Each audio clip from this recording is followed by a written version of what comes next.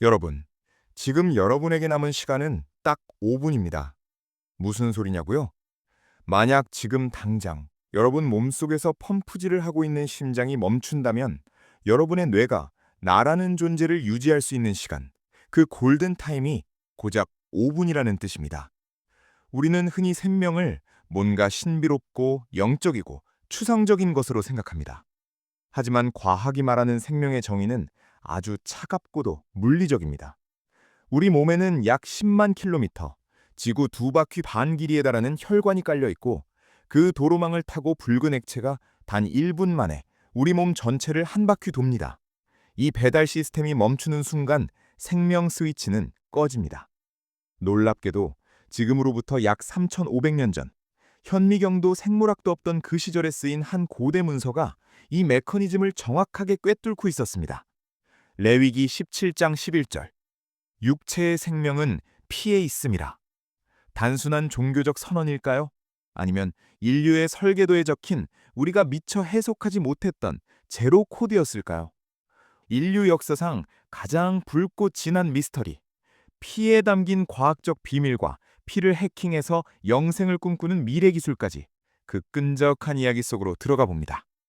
자, 먼저 고대의 텍스트를 한번 해부해 볼까요? 성경의 창세기를 보면 최초의 인간, 아담이 등장합니다. 우리는 흔히 아담을 그냥 사람 이름이라고 생각하죠. 하지만 고대 히브리어로 보면 여기엔 아주 재미있는 언어 유희가 숨어 있습니다. 사람을 뜻하는 단어, 아담. 이 단어에서 앞의 글자를 떼어내면 담이라는 단어가 남습니다. 이 담이 무슨 뜻일까요? 바로 피입니다. 그리고 이 단어를 조금 더 확장해서 붉은 흙을 뜻하는 단어는 아다마입니다. 뭔가 연결고리가 보이시나요? 고대인들의 시선에서 인간이란 붉은 흙인 아다마에 붉은 피인 담이 흐르는 존재, 그래서 아담이었던 겁니다. 즉 이름 자체에 피가 흐르는 흙덩어리라는 생물학적 정체성이 박혀있는 셈이죠. 레위기 17장 11절에서 육체의 생명은 피에 있다고 선언한 건 단순한 종교적 비유가 아니었습니다. 그들에게 피는 생명 그 자체이자 인간을 인간답게 만드는 소프트웨어였던 겁니다. 그럼 이제 시계를 3000년 뒤로 돌려 현대의학의 수술실로 가보겠습니다. 과연 현대의학도 이 고대의 코드에 동의할까요? 결론부터 말하면 소름 끼칠 정도로 정확합니다. 우리 몸속에 흐르는 피가 왜 붉은색일까요? 바로 적혈구 속에 있는 헤모글로빈 때문입니다. 그리고 이 헤모글로빈의 핵심 성분은 철입니다. 네, 우리가 못을 만들 때 쓰는 그 철이죠. 철이 산소와 만나 녹이 슬면 붉게 변하듯 우리 피도 산소를 머금으면 선명한 붉은색이 됩니다. 재미있는 건 이 철이 지구의 지각, 그러니까 흙 속에 가장 많이 포함된 금속 중 하나라는 사실입니다. 우리가 흙에서 왔다는 고대의 이야기가 화학적으로 보면 꽤나 설득력 있는 팩트인 셈이죠. 하지만 피가 단순히 붉은 물감인 건 아닙니다. 현대 생물학은 피를 단순한 액체가 아니라 액체로 된 장기라고 부릅니다. 심장이나 간처럼 피도 하나의 거대한 장기라는 거죠. 이 액체 장기 속에는 약 25조 개의 적혈구가 떠다니는데 이 녀석들의 생존 방식이 아주 기가 막힙니다. 보통의 세포들은 자신을 복제하기 위해 핵이라는 사령부를 가지고 있습니다. 그런데 적혈구는 성숙하는 과정에서 이 핵을 스스로 갖다 버립니다. 이유는 단 하나입니다. 산소를 실을 짐칸을 조금이라도 더 확보하기 위해서죠. 자신의 생식 능력까지 포기하고 오로지 산소 배달이라는 삶의 하나에 올인한 일종의 자살 특공대인 셈입니다. 이 25조 개의 특공대원들이 1분 만에 온몸을 한 바퀴 돌며 산소를 꽂아주지 않으면 어떻게 될까요? 우리 몸의 60조 개 세포들은 그 즉시 질식하기 시작합니다. 에너지를 만들 수 없고 노폐물을 치울 수 없죠. 결국 우리가 죽었다고 말하는 상태는 영혼이 빠져나간 상태라기보다 이 붉은 배달 시스템이 멈춘 상태를 말합니다. 피가 돌면 살고 피가 멈추면 죽습니다. 3000년 전 사막의 유목민들이 양피지에 기록했던 생명이 피에 있다는 문장. 알고 보니 그것은 가장 정밀한 생물학적 관찰 보고서였던 겁니다. 그런데 말이죠. 최근 과학자들은 피가 단순히 생명을 유지하는 연료 정도가 아니라는 사실을 알아냈습니다.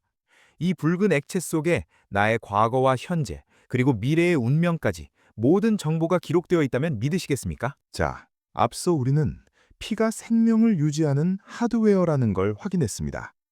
하지만 21세기 과학자들이 발견한 피의 진짜 정체는 바로 거대한 데이터 서버라는 점입니다. 지금부터 피를 의학이 아닌 정보기술의 관점에서 바라보겠습니다. 여러분의 혈관 속에는 지금 이 순간에도 엄청난 양의 데이터가 스트리밍되고 있거든요. 우리 몸에서는 매일 수십억 개의 세포가 죽고 태어납니다. 세포가 죽어서 터질 때 그냥 사라지는 게 아닙니다. 그 세포 안에 들어있던 자기만의 유전자 조각들, 일종의 블랙박스를 혈관이라는 강물에 띄워보냅니다. 과학자들은 이것을 세포 유리 DNA라고 부릅니다. 이게 무슨 뜻일까요?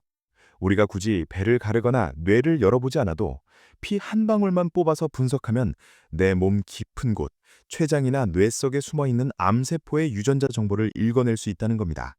이것이 바로 최신 의학 기술인 액체 생검입니다. 피는 여러분이 모르는 여러분의 몸속 비밀을 실시간으로 중계하고 있는 셈이죠. 그런데 더 소름 돋는 사실이 있습니다. 여러분의 피 속에는 여러분의 죽음을 카운트다운하는 시계가 똑딱거리고 있습니다. 스티브 호바스 박사가 발견한 이른바 호바스 시계라는 기술인데요. 우리가 나이를 먹으면 혈액 속 DNA의 특정 부위에 화학물질이라는 때가 낍니다.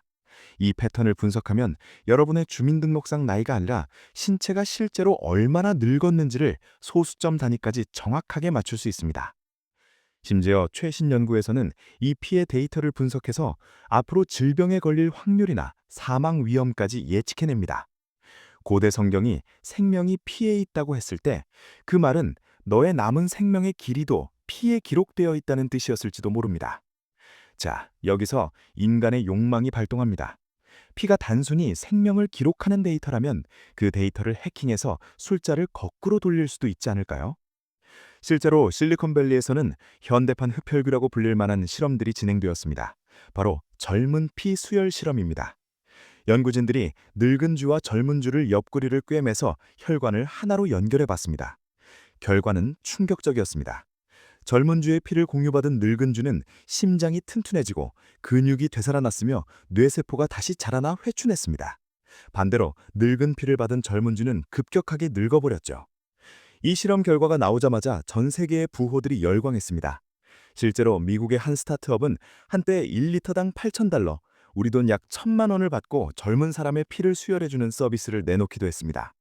물론 지금은 윤리적인 문제와 부작용 우려로 규제되고 있지만 알카에스트 같은 바이오 기업들은 여전히 피 속에서 젊음의 성분만을 뽑아내서 노화를 치료하는 약을 개발하고 있습니다.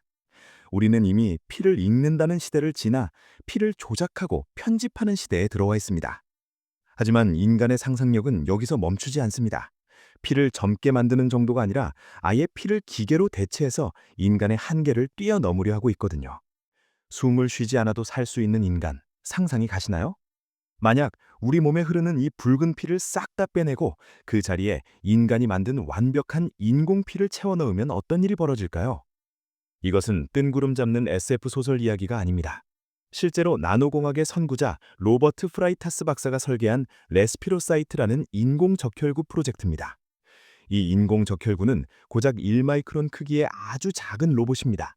하지만 그 성능은 상상을 초월합니다. 겉면은 다이아몬드 구조로 되어 있어서 무려 100기압의 압력을 견딜 수 있습니다. 이 작은 탱크 안에 산소를 꽉꽉 눌러 담는 거죠. 얼마나 많이 담을 수 있냐고요? 우리가 가진 자연산 적혈구보다 무려 236배나 더 많은 산소를 운반할 수 있습니다. 이게 우리 몸에 들어오면 우리는 슈퍼휴먼이 됩니다. 여러분이 이 인공피를 수혈받고 수영장에 들어간다고 칩시다. 물속 바닥에 앉아서 스마트폰으로 영화 2편을 다 볼 때까지 숨을 한 번도 안 쉬고 버틸 수 있습니다. 약 3시간 동안 무호흡 잠수가 가능해지는 거죠. 그뿐만이 아닙니다. 전력 질주를 15번 쉬지 않고 해도 숨이 차기는커녕 심박수조차 빨라지지 않습니다. 피가 산소를 너무나 효율적으로 배달해주니까 폐가 헐떡거릴 필요가 없는 겁니다. 더 나아가 미래의 혈관은 단순히 피가 흐르는 통로가 아니라 데이터가 흐르는 인터넷망이 됩니다. 과학자들은 이것을 바이오 나노 사물 인터넷이라고 부릅니다. 혈관 속에 떠다니는 수십억 대의 나노로봇들이 서로 통신을 주고받으며 여기 간세포가 좀 이상한데? 하고 발견 즉시 치료하고 그 데이터를 여러분의 스마트폰으로 전송하는 세상. 피가 곧 와이파이가 되고 백신이 되고 의사가 되는 세상입니다. 하지만 여기서 우리는 아주 본질적이고 서늘한 질문 하나를 마주하게 됩니다. 맨 처음 우리가 이야기했었죠. 성경은 인간을 흙을 뜻하는 아담아와 피를 뜻하는 담을 결합, 그래서 아담이라고 불렀다고.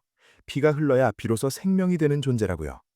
그런데 미래의 인류가 늙은 피 대신 젊은 피를 주입하고 붉은 피 대신 다이아몬드 나노로봇을 채워넣어서 숨도 안 쉬고 늙지도 않는 존재가 된다면 과연 우리는 그 존재를 아담, 즉 인간이라고 부를 수 있을까요?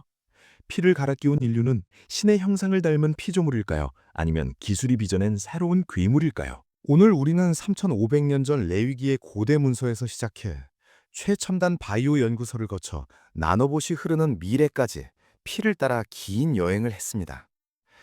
결국 육체의 생명은 피에 있다는 그 오래된 제로 코드는 틀리지 않았습니다. 오히려 과학이 발전할수록 이 문장은 더 무겁고 정교한 진실로 증명되고 있습니다. 다만 차이가 있다면 과거에는 피가 인간이 어찌할 수 없는 신성한 영역이었다면 미래에는 인간이 편집하고 코딩할 수 있는 데이터의 영역으로 바뀌고 있다는 점이겠죠. 우리는 이제 생명을 단순히 수혈받는 존재에서 생명을 직접 설계하려는 존재가 되려 하고 있습니다. 하지만 이것 하나만큼은 기억해야 합니다. 우리가 아무리 피를 조작하고 기술로 무장해도 심장이 멈추는 그 5분의 공포 앞에서는 모두가 똑같은 아담, 그저 연약한 흙으로 돌아간다는 사실을 말이죠. 여러분의 혈관 속에 흐르는 것은 무엇입니까? 단순한 붉은 액체인가요? 아니면 태초부터 지금까지 이어져 온 생명의 기억인가요? 판단은 여러분의 몫입니다.